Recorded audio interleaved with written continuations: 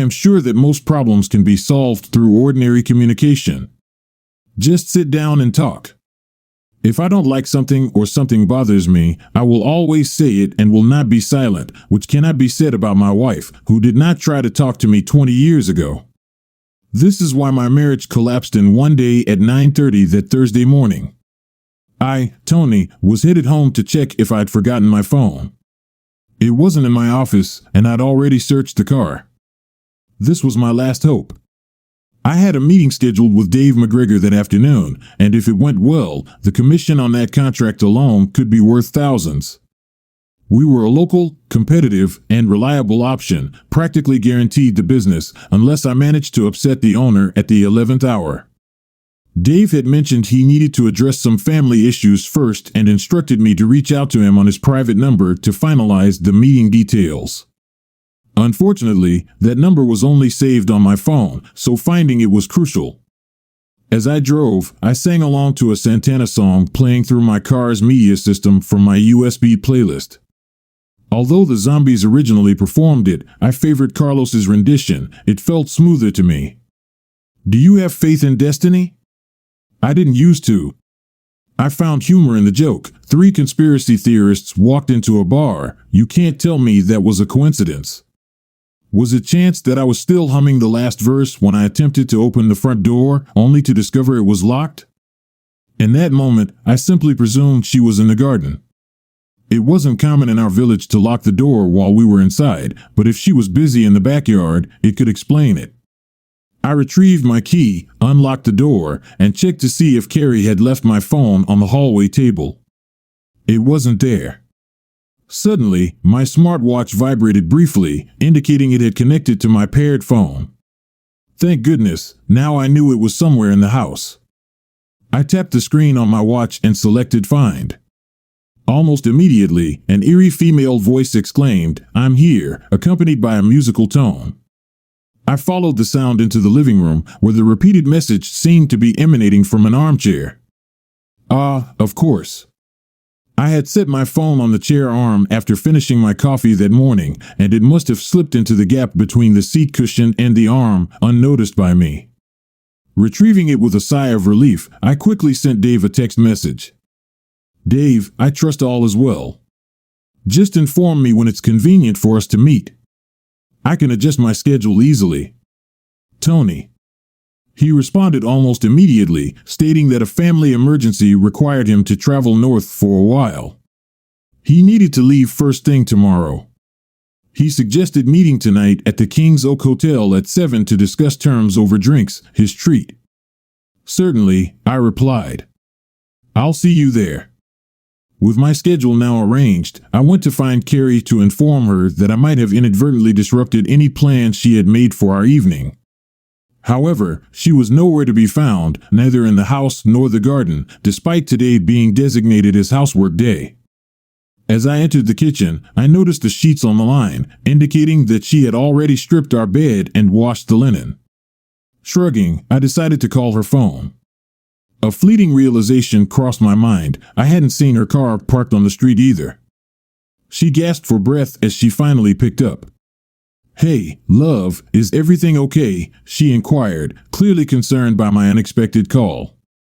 "Yeah, everything's fine," I assured her, explaining my change of plans. "You sound like you've been running. Where are you?" She chuckled. "Oh, how I adored that laugh. I was out in the garden hanging up the laundry when you called, and I'd left my phone in the kitchen.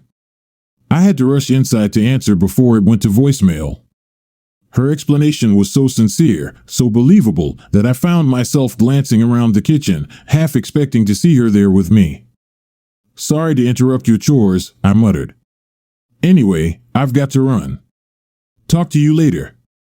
With that, I ended the call, and my mind went blank. I slumped into one of the kitchen chairs, attempting to reconcile her recent statement with what I knew to be the truth. Why lie? A sickening feeling washed over me as only one reason came to mind. But where was she exactly? We didn't have phone trackers then. It hit me, she admired my new company car, so we bought a smaller used version from the same dealer for her. Both cars were connected to the manufacturer's app on my phone, allowing me to check their status, control the AC, and most importantly, locate them. In less than a minute, I had the app open, revealing her car's location. It was parked on a partly residential street on the outskirts of town, roughly 10 minutes away by car. I needed to find out why. I programmed my car's sat-nav with the location and set off. How I managed to arrive in one piece is beyond me. I barely remember the journey, but thankfully there were no disasters. Her car was parked outside an apartment building across from some small shops. The whole area looked a bit run down, with tattoo parlors, a betting shop, a nail salon, and a small convenience store, not exactly our usual shopping spots. There was also a quaint cafe on the block. After parking around the corner, I went inside, ordered a cup of tea from the charming teenager at the counter, and found a seat by the window with a clear view of her car. I had been there for just under 40 minutes and was enjoying a second cup when they emerged, a slender, still attractive woman with a man around our age, late 40s, a bit overweight and untidy. The woman was my wife, as I had feared, but who was he to her? Surely she wasn't involved with him.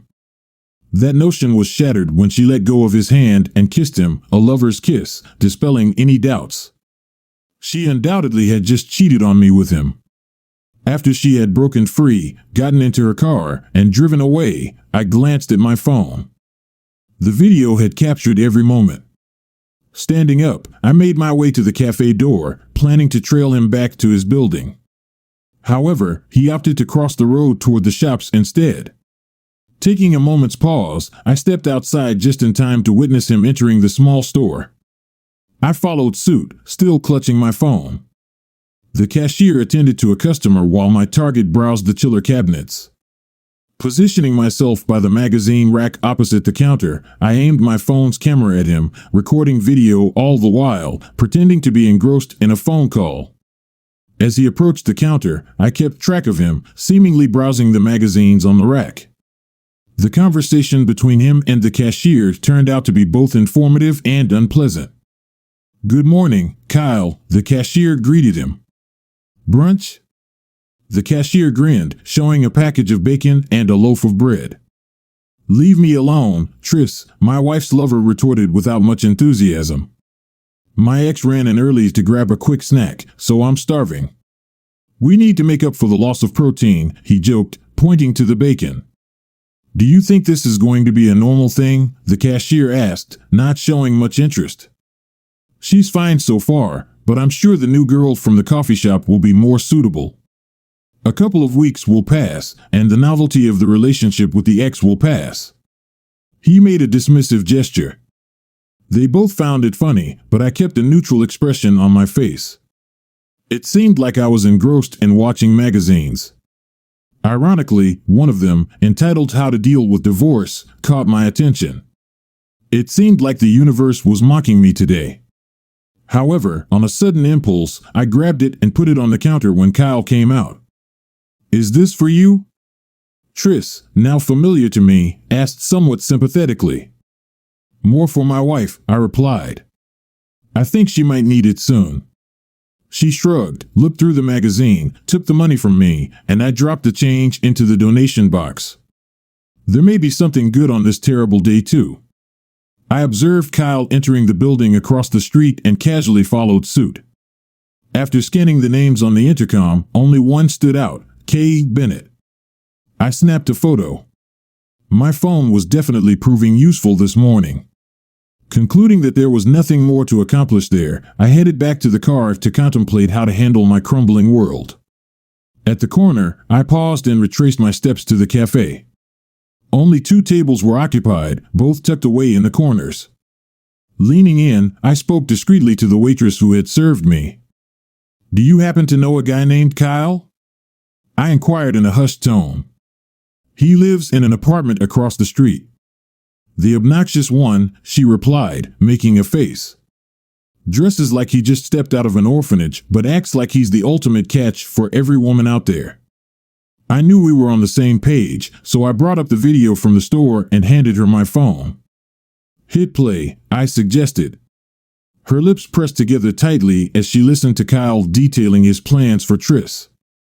"You shouldn't have evidence of this," she cautioned me as she connected my phone to hers via Bluetooth and transferred the video file. She grinned with grim satisfaction when her phone confirmed receipt. "Can I ask for a favor in return?" I inquired. She nodded. "As long as it's reasonable," she agreed. "The other woman he's making fun of, his ex, is currently my wife," I clarified. "I need to address her betrayal before she discovers I'm onto them. Could you keep this under wraps until tomorrow, please?" I gave her my most pleading and pathetic expression. She recognized the situation and flashed me a grin. "Cut it out with the pleading look," she said. Then our mood turned serious. "I'm going to share this with my dad and my boyfriend. I won't disclose the source, but Kyle won't know what hit him. No one talks about me like that, especially not a sleazy guy like Kyle." She paused for a moment. "I won't reveal anything until at least the weekend, and they probably won't get physical with him until they've cooled down. I don't want anyone getting in trouble because of him." She practically spat out the words. I headed back to my car, feeling satisfied with a job well done. It was a stroke of luck, really. I had hoped that the girl, Raquel, might pour a hot drink on him at best. Getting two guys to beat him up was beyond my expectations. It was time for me to shift from reacting to planning, and the office was the ideal setting for that. As the sales director of a plant hire business, I had valuable connections and resources there. I began by discussing the situation with my boss, the owner, Danish. "I need to let you know that I'm dealing with some personal challenges," I informed him. "I'll do my best to keep it separate from work, but I may not be operating at full capacity." "What about the McGregor deal?" he inquired, knowing its significance for the business. "Dave and I are both tangled up in family issues," I confessed with a tinge of regret. "We're meeting tonight, and I believe he's ready to finalize the agreement."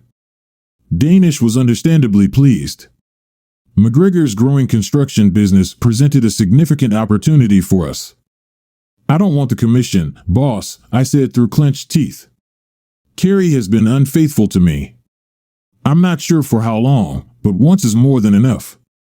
The bottom line is," I continued with determination, "she won't see a dime of any commissions I earn from now on, including McGregor's."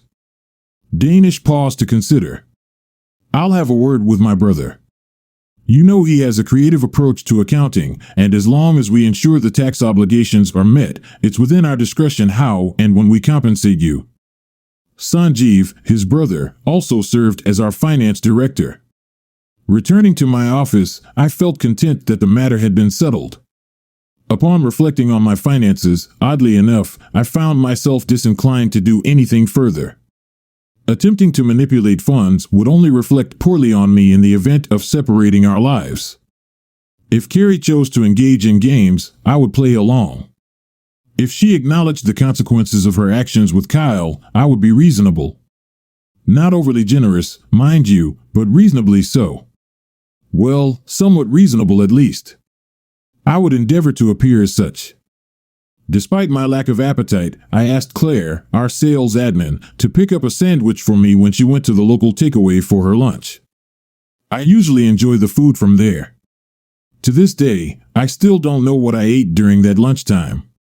While she was away, I found myself cyberstalking Kyle Bennett, scrolling through his Facebook page. "Is he a friend of yours?" Claire asked cheerfully as she glanced over my shoulder at the images of Kyle in various states of drunkenness with his friends. I clicked on his relationship status, which read "It's complicated," and pointed to the screen. "I'm almost certain that Carrie is one of his complications," I admitted. "If you ever notice that I'm not pulling my weight in the office, that's probably why. But you have to let me know. She might have messed up my personal life, but I'd appreciate your help in preventing her from sabotaging my career too." Claire was taken aback. She had met Carrie a few times and had liked her. I was confident that Danish wouldn't object to me seeking advice from our legal consultant regarding finding a solicitor to assist me through what seemed inevitable. He suggested MMC family law. I called and scheduled an appointment with James Murray, the second M, for the following Monday. Following the receptionist's suggestion, I started compiling a spreadsheet of our joint assets. Later, while being offered a comforting cup of coffee by a caring and understanding Claire, I transferred the photo and video files from my phone to my laptop, ensuring not to modify the originals. While not necessary for the divorce proceedings, I intended to keep evidence of infidelity as a potential bargaining chip or retaliation if Carrie became greedy. With some pride, I managed to edit out unnecessary parts of the video, resulting in a folder on my phone containing several photos and concise video clips that I planned to share with my partner that evening. If she dared to insult my ego, I vowed to myself that I would distribute the entire series across every social media platform available. Finally, I composed myself and revisited the documents I had prepared earlier for my meeting with Dave McGregor. Danish and Sanjeev were satisfied with the figures and had even authorized me to make minor concessions if Dave adopted a tough stance. As I left the office, I knew I had to maintain my professional demeanor and stay sharp. Overall, tonight was bound to be a turbulent ride, regardless of how it unfolded. For the remainder of the afternoon, I reflected on my marriage. Had there been any signs of dissatisfaction from Carrie? I didn't believe so. Although I had advanced within the firm over the years, it was a family-owned business, and as long as the work was completed efficiently, we all maintained reasonable working hours. Carrie couldn't argue that she was neglected due to my work commitments. How long had she been in a relationship with Kyle? When he mentioned she was his ex, I assumed he meant from our single days. But if she could so easily and cheerfully deceive me from his bed, should I have made that assumption? Maybe they got together and broke up while we were married. Perhaps there were others too. The implications of this made me almost sick to my stomach, wondering if our children were even biologically mine. The next 25 minutes were spent online, searching for and ordering DNA testing swabs from a reputable service for 2 parents and 2 children. I opted for the premium service certified for legal use, despite its hefty price tag of over £500. Damn her. Why couldn't she control herself? After I regained some strength, another concern dawned on me. Even as the children grew more independent before they departed for university, we tended to stay home. She didn't go out clubbing with her friends. Sure, they would catch up occasionally, typically once a month or so at each other's homes. They had been at ours. When was that? It must have been sometime last year. Then it hit me. If 4 women were taking turns hosting a girls' night in, I should see them 3 times a year, not just once. Damn. Were they all involved and covering for each other, or was it solely Carrie engaging in such behavior while the others provided her with an alibi out of loyalty? I drafted an email to the husbands of her friends. Hello everyone, I've recently discovered that my wife has been unfaithful. I suspect she's been using some of the evenings when she was supposed to be with your wives to meet other men. If my suspicions are correct, then either your wives were aiding her and concealing her infidelity or they were doing the same. Just to clarify, I have no evidence against anyone except Carrie. However, if the 4 of them are regularly having girls' nights in every month, then I should surely be seeing them at my home much more frequently than I have. I've drawn my own conclusions, but how you choose to handle your own spouse is your decision. I regret having to involve you in this, but if they're all covering for each other, you deserve to know. Tony. I composed a message to the 3 men I had met and liked, then saved it in my email drafts folder. Thinking about the number of men led me to another unpleasant realization. Even if Kyle was the only one, his remarks and description of Raquel as a womanizer did not convince me of his concern for his health. I needed to get tested for STDs. Let's go back to the internet. Thank God there is a National Health Service. One of her partners, age 24, offered a covert health monitoring kit that would be delivered within 2 days, completely free of charge. I ordered one, just one. As far as I knew, Carrie could handle her own problems. As I sat pondering my future, I began to truly grasp the true cost of dishonesty. From that moment on, I doubted I could believe anything my wife had told me. Well, there went 25 years of my life down the drain. I settled in, making an effort to regain my focus on the meeting, and largely succeeded. By 6:45, I rose, grabbed my briefcase, and headed to the King's Oak Hotel. Dave McGregor greeted me at reception 5 minutes before our agreed time and guided me to a table in the bar. The half-empty pint hinted that he'd been waiting for a while, observing my arrival in the car park. I needed some solitude to gather my thoughts, he explained, noticing my curiosity. I didn't pry.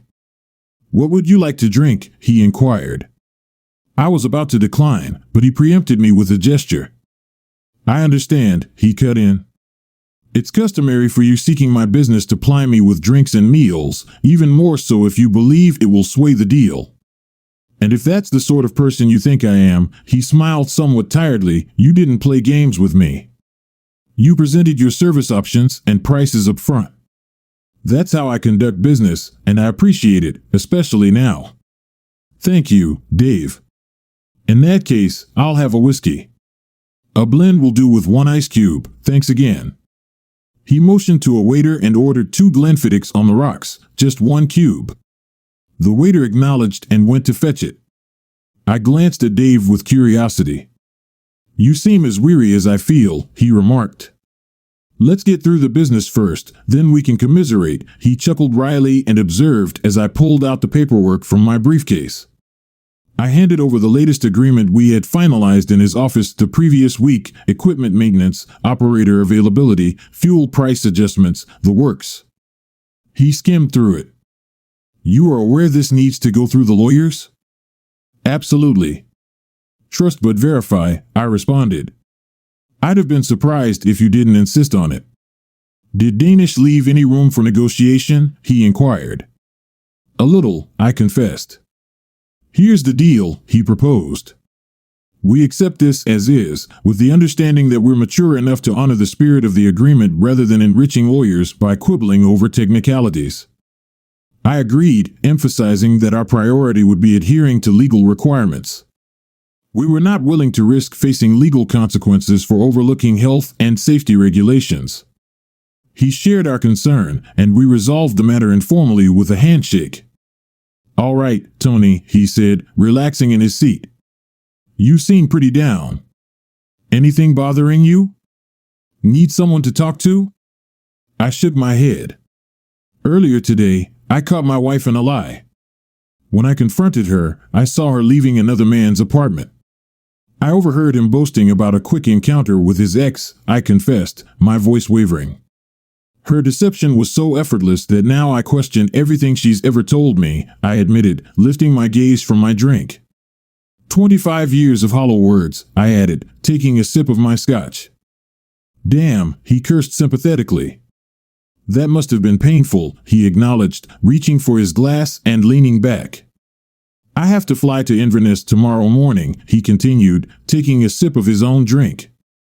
My mother passed away last year, and my father relocated to live with my sister. A friend informed me that she appears to be manipulating his grief to persuade him to alter his will in her favor almost entirely, he confided, sounding more sorrowful than angry. It's not about the money, he murmured to himself. I'll be fine either way, but, he looked at me, seeking understanding, she's my younger sister. I looked out for her when we were growing up. Doesn't that count for anything? He didn't anticipate a response from me, knowing I was grappling with the same dilemma. She was my spouse. I stood by her side and helped raise our 2 children. Didn't that hold any significance? I ordered the same drinks for both of us again, but Dave insisted on covering the cost. By 7:45, we were finished. We had settled our agreement and sealed it with a handshake. Dave was preparing to fly to Scotland to attend to his sister, and I had run out of excuses to avoid confronting my wife. Carrie must have heard me arrive and could tell from my expression as I entered that I wasn't in the best mood. If I didn't know any better, I might have believed her concern was genuine. What's wrong, love? She asked. I shook my head. It was too complex to explain in the hallway. I gestured towards the kitchen. Make me a coffee, and I'll fill you in on my day. As she prepared 2 cups of coffee, I retrieved my phone and briefcase and placed them on the kitchen table. On the drive home, I had mentally rehearsed what I wanted to say to her countless times. However, each rehearsal seemed to diverge from the last. The weight of hurt, doubt, and the erosion of assumptions made it feel almost trivial to merely articulate them. Yet, it was imperative to address them now. I couldn't feign ignorance or postpone any longer. Before long, a cup of coffee materialized in front of me, and Carrie settled into the seat across from mine. "Was your meeting that rough?" she inquired, her expression filled with sympathetic concern. I admitted that it wasn't a pleasant experience. The person I was supposed to meet had to leave abruptly for an early morning flight. Someone he trusted is betraying him, and he's forced to step away from his business to handle the situation. "That sounds terrible," Carrie sympathized. How I managed to maintain a straight face at her hypocrisy, I don't know. Did she have no shame? "Did you do anything interesting today?" I inquired, trying to appear innocent as I absent-mindedly played with my phone. "Not really," she sighed. "Just some laundry and chores, the usual. I hope I didn't disrupt your routine when I called this morning. You seemed out of breath when you answered." I searched for any hint of regret or remorse. "It was fine," she chuckled. "I just had to rush from the clothesline to answer."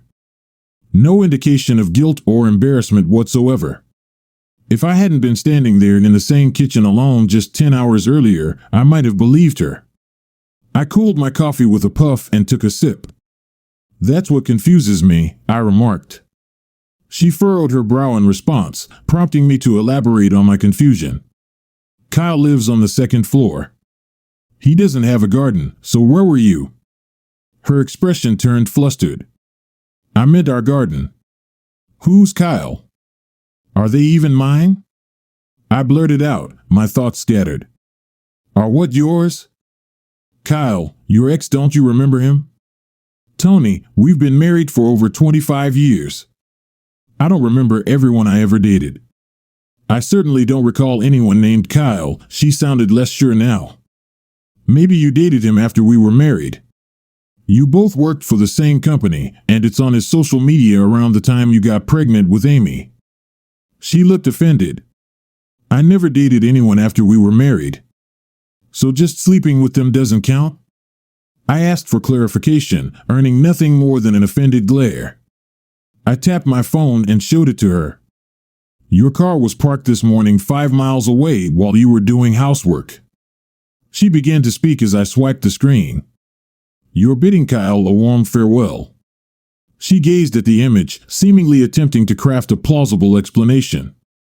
"You can understand my confusion," I clarified. "You claim to be out of breath because you hurried to the kitchen to answer your phone. Yet, at that precise moment, I was right there. I gestured to the floor by the window overlooking the garden, making the call." I tilted my head and met her gaze. "Which made me question where you really were and why you were blatantly lying." I chose video clip number 1. Luckily, Kyle provided some assistance. I tapped the play icon, and his voice, though tinny, was unmistakable, filling the kitchen. My ex showed up early for a quick rendezvous, so now I'm bloody starving. I needed to know. Call me pathetic if you want. Does he have a strong build like a horse? Please confirm that this is the case, or tell me he's a machine that can last an hour. Tell me he has a tongue the length of a giraffe's and can even lick his own eyebrows. Please, Carrie, at least give me a decent explanation for why you betrayed me so much." She was silent. Tears welled up in her eyes. I wasn't sure who she was crying about. I could hardly believe it was because of me. I wasn't going to miss this chance. Was it love, Carrie? Were you torn between two men who loved you? I waited for her answer, but she seemed numb. Let's hear what Kyle has to say. I selected video number 2 and clicked play. The Kyle and Trish show aired the next episode. Do you think this will become a thing? Trish asked through the speaker of my phone. I'll give it a couple of weeks until the novelty wears off, Kyle replied. I had included the obscene gesture and raucous laughter in the clip for obvious reasons, so I turned to my current wife. Back to my original question, are they mine? She was taken aback, confused. She glanced back at me. What? I don't understand. I get it, I said with feigned concern. Out of sight, out of mind. Like me when you were with Kyle. Allow me to remind you. Are Amy and Brian your children? She recoiled, evidently horrified. How could you even ask? She choked out. Because today, while you chuckled recounting your presence in our kitchen, you were actually in bed with a man you claimed not to know. In my mind, he was likely engaged with you even as we conversed, I observed to gauge your comprehension. Given the effortless manner in which I now perceive your deceit, I must reevaluate everything you've ever conveyed to me. I would never deceive, she started. I gestured for her to stop. No need to fret. I've arranged for court-approved paternity test kits for you, me, and the children. By this time next week, we'll have certainty. She dashed to the downstairs bathroom, and I heard the sound of her retching. Now she understands my anguish. As I finished my coffee, I opened my draft email, contemplating the ramifications of sending it. After a few minutes, Carrie returned, looking pale and drained. I hadn't finished. You also lied about the girls' night out, I lamented. God, I feel so foolish. While I assumed you were at home discussing your husband's flaws, you were actually out engaging in promiscuous behavior and covering for each other. I'm not proud of what I did to confirm it. This part was a bluff, but I didn't want to bear the burden of needlessly destroying marriages. She sat silently, staring at me. Were you all involved? I shouted loudly. She jumped, startled. Just me and Jamie, she muttered. The others thought we were being foolish, but they agreed to cover for us. I made small changes to my original email and clicked send. Carrie sat hunched over with her head in her hands, oblivious to my actions. You still haven't answered my question, I reminded her. Kyle. Was he worth it? Was he that great? Why does it matter? She asked in a lifeless voice. Why does it even matter? I need to understand what made you risk our marriage and cast a shadow over every milestone in our children's lives, every Christmas, every birthday, every wedding, every grandson. Our children will now live with divorced parents. I just want to believe that there was a good reason for it. She began to cry, her head shaking.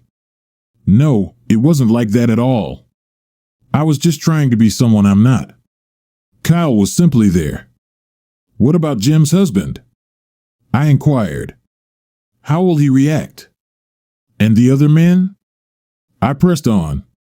How will they feel knowing their wives were knowingly covering for two friends who were out indulging in promiscuity? How secure will those men feel? She continued to shake her head, tears streaming down her face. My own eyes welled up, feeling sorrow for the foolish women and their unsuspecting partners who were caught up in Carrie's mess. Please don't tell them, she pleaded. I can't stay silent, not like your friends did to me. They betrayed me for you, and now I'm returning the favor. But suddenly you have a conscience. Their feelings matter now? You've been deceiving me for years without a second thought. My anger was palpable now. Well, damn you and damn your friends. The email has already been sent. I expect your phone to start buzzing any moment now. I went upstairs, dropping a copy of How to Handle Divorce on the table on the way. The next day, I grabbed a fresh set of clothes for work and settled into a spare room, anticipating that Carrie might try to sort things out or resort to intimacy as a reconciliation. I slipped a chair under the door handle just in case. However, I didn't hear anything. Feeling emotionally drained, I must have fallen asleep shortly after midnight. The next morning, when I descended the stairs after a fitful night, she was nowhere to be found. There was a note left on the kitchen table. Beloved Tony, you were justified in labeling me as unfaithful, and I deeply regret the pain I've caused you. I cannot fully explain or excuse my actions, but I can address the question you posed last night. Kyle doesn't surpass you in any aspect. He was simply an acquaintance. I was never torn between two lovers. You are the sole man I've loved and who has truly loved me. I've retreated to my mother's home. I'll arrange to retrieve my remaining belongings when you're at work. I understand if you'd rather not see me again. I accept that our marriage is over, and I accept full responsibility. Your magazine made it clear that I have no grounds to object, and given my behavior, I wouldn't even if I could. I'll talk to Amy and Brian this weekend and explain my actions. I doubt they'll want me involved in their future events, so you needn't worry about encountering me and having to maintain civility. I regret that you shared my indiscretions with our friends' husbands. However, I'm hardly an authority on morality, so perhaps your decision was appropriate. Now I must bear the consequences. I leave you with this: the fault lies entirely with me, and despite any judgment you may pass, my love for you never wavered. Carrie. On Monday evening, 3 days after Carrie left, I met with Lance and his wife Margot, who was one of Carrie's alibi friends. Lance had reached out to me, informing me that Margot wanted to meet to apologize and share some information that might be useful to me. Intrigued, I agreed to meet them at the bar in the King's Oak Hotel. Upon my arrival, the atmosphere was tranquil. I found them sitting in a booth in the farthest corner from the entrance. As I passed by the bar, I ordered a Glenfiddich on ice and was instructed to join my companions as the waiter would deliver my drink. It was a departure from my usual hangouts. As I approached their table, Lance stood up and extended his hand. "How are you holding up, Tony?" he inquired. "I've been better," I admitted. I turned towards Margot. She had also stood up, tears welling in her eyes, unsure of how to approach me. "Tony, I'm so sorry. Can I give you a hug?" Taken aback by the sincerity and emotion in her voice, I instinctively opened my arms. She embraced me, her body trembling with sobs until she finally composed herself and released me. "Oh God," she exclaimed. "I've ruined your shirt now." The waiter was incredibly thoughtful and brought a handful of paper towels with my scotch. I dabbed myself dry and then glanced at Lance. He had invited me. When I received your message, I showed it to Margot. He shook his head.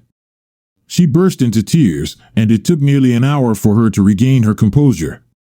He took a deep breath and continued. "She confessed to agreeing to cover for Carrie if you ever inquired about girls' night, which led to a lot of questions from me about her own actions." He looked me straight in the eye. "I'm sorry, Tony, but in that moment, I was worried that my own marriage was falling apart too. You weren't my primary concern." I acknowledged that I understood his perspective and took a sip of my drink. He continued, "By the time Margot had convinced me she hadn't been deceiving me, the weekend was nearly over. We both believed things were fine. Then she hit me with this bombshell." He noticed my intense focus on his words. "Tony, Margot is my wife. She's telling you this because I asked her to. We disagreed on whether you should know, but Margot realizes she's too close to be impartial now. Please hear her out and understand she could have kept this to herself forever." I pondered his words. Tony seemed to think I deserved to know. Margot preferred my ignorance. It echoed the dilemma I faced that dreadful Thursday, debating whether to reveal Carrie's friends' secrets to their spouses. Turning to Margot, I said, "You never actually lied to me because I never asked, but this feels worse, doesn't it?" Her eyes welled up once more. She nodded in agreement. "Then please tell me. I promise I'll do my best to remain composed, okay?" Margot sought her husband's hand for comfort. "Carrie and I were close before you two got married," she began. "Things changed when you started dating. It was clear to all her friends that you were the one." I couldn't help but chuckle at that. She shook her head sadly. "I understand it might not seem that way now, but it's the truth. After you got married, she really wanted children, but you were the practical one, convincing her to wait a couple of years until you were more settled in your career. So she patiently waited for you to be ready." Margot fixed her gaze on me. "Except she didn't. She confessed to me a few years later at Jim's bachelorette party when she was quite drunk that she had stopped taking birth control after your first anniversary. She felt you had settled into your job so smoothly, like a tailored suit, that there was no point in waiting. I cut in, but Amy wasn't conceived until a year later. She was silent, head down, while Lance squeezed her hand, drawing strength from his presence. She did not give up, Tony. Amy is not yours. I doubt Brian is either. While you were at home with your adorable daughter, she confessed to me what she had done. I leaned back in my chair, realizing that the DNA analysis was not done in vain, although I hoped to the last that it was not. Margot tried to pull herself together, even though tears were streaming down her cheeks. Maybe we shouldn't have started this conversation in public, but she's not done yet. At first, Carrie thought that her inability to get pregnant was due to the long-term effects of contraceptives. In the end, she secretly took your biomaterial and sent it for analysis. She managed to convince someone in the lab that her partner had requested a vasectomy and she needed to make sure he wasn't lying. The laboratory informed her that it was evident he hadn't undergone a vasectomy, as there were sperm present in the sample. However, they reassured her that she was safe because they couldn't detect any that were motile. She glanced at me with a miserable expression. She confided in me that Amy couldn't be yours because you were unable to conceive. She believed she could never bear your children. I attempted to comprehend what Margot was conveying. I was sterile, yet my wife longed for children desperately. A nauseating sensation crept over me as I feared I knew the direction this conversation was taking. Kyle? I inquired. She looked puzzled and said, I don't know anyone named Kyle. I can tell you that around the time of your second anniversary, she was purposefully looking for men. It is worth noting that she was intoxicated when she told me about it about 20 years ago. Her goal was to find a man like you and get pregnant. She stressed that these meetings were not romantic for her, they were purely business. Amy's biological father was one of these people, and it's possible that your Kyle was among them too. However, she didn't give me any specific names. Margot's expression now betrayed a sense of guilt. Lance and I didn't see eye to eye on this. When I revealed to him this weekend what I had learned years ago, he insisted that I should have informed you immediately. However, at that point, Amy was already your daughter, and you cherished her deeply. Carrie had burdened me with this knowledge, and no matter what action I took, there seemed to be no positive outcome for either of us. If I had disclosed the truth, you might have lost your wife and the daughter you held dear. If I hadn't, you would have continued to love a child who wasn't biologically yours. I concluded that maintaining your blissful ignorance by remaining silent was the least detrimental option for both of us. Margot paused, lifting her glass. When Carrie disclosed her second pregnancy, I was taken aback. Once was challenging enough, but twice. She swirled her drink contemplatively. I can't say for certain, but that might have been when the thrill started. You see, maybe that's when she realized how effortlessly she could attract men. However, that realization only dawned on me more recently. I was unaware of any affairs until Amy left for college and the girls' nights began. Even then, Carrie never divulged any specifics to us. She simply wanted us to cover for her if it ever came up in conversation. Whatever she did on those occasions was between her and, eventually, Jamie. She fixed her gaze on me. Tony, I'm deeply sorry. I had the opportunity to speak up, but once I chose to remain silent, I felt trapped. I was afraid that everything would collapse if you discovered the truth. I won't ask for forgiveness as I may not deserve it. This is all I can do to disclose what I know. Feel free to ask anything, but I believe I've already revealed everything. I sat in silence as they observed me reevaluate every aspect of my marriage. Finally, I spoke. What about the others? Were they aware? She shook her head. I doubt it. We never discussed it. It was clear Carrie was hiding something when she asked us to cover for her, but about the kids? I don't think so. Margot paused, reflecting. I was unwell and still on medication at the party, so I abstained from drinking. I regret ever attending. Her sincerity was evident in her tone. She continued, the others, including Carrie, were completely intoxicated by then. Even if they overheard our conversation, I doubt they'd recall anything the next morning. She gazed earnestly at me. I don't think Carrie even remembers telling me. We conversed further, but Margot had little else to offer. I accepted her apologies. Naturally, why? Because Carrie was her friend, not mine. Because she was right, by the time she learned about Amy's paternity, I had already formed a bond with my daughter. Because when Carrie became pregnant again, Margot was already complicit in her silence. I struggled more to forgive her for agreeing to provide Carrie with an alibi. Margot sat quietly as I expressed my feelings about that. Lance stepped in. Margot won't defend herself. She's willing to accept any blame you place on her. He gently squeezed her hand. They were evidently an affectionate couple, just like I had thought my wife and I were. He continued explaining that Margot felt guilty for keeping silent about Carrie's past actions all those years ago. However, Margot was never actively involved in any wrongdoing. While she did agree to cover for Carrie when questioned last Thursday about Carrie's presence at their girls' nights, Margot admitted the truth, unaware that it had already been disclosed to him. We parted ways, if not as close friends, at least on amicable terms. I couldn't blame Margot for wanting to distance herself from the turmoil of my marriage. Over the following weeks, I felt numb. Claire was incredibly supportive, ensuring I ate lunch, managing my workload, and even inviting me to dinner with her and her partner Gail on several occasions.